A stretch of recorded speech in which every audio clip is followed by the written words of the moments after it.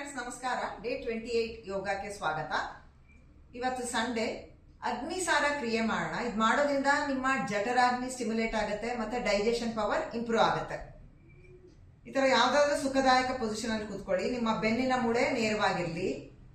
ನಿಮ್ಮ ಅಂಗೈನ ಈ ತರ ತೊಡೆ ಮೇಲೆ ಇಟ್ಕೊಳ್ಳಿ.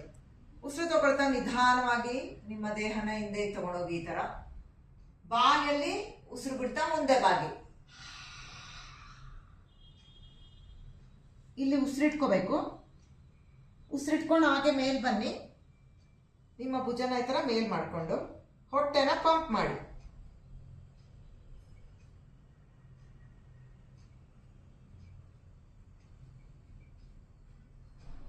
ನಿಮ್ಗೆ ಯಾವಾಗ ಉಸಿರು ಇಟ್ಕೊಳಕ್ಕಾಗಲ್ಲ ಅಂತ ಅನ್ಸುತ್ತೋ ಆಗ ನಿಮ್ಮ ಕೈಗಳನ್ನ ಈ ತರ ರಿಲೀಸ್ ಮಾಡಿ ಸಾಮಾನ್ಯ ಉಸಿರಾಟ ಆಡಿ.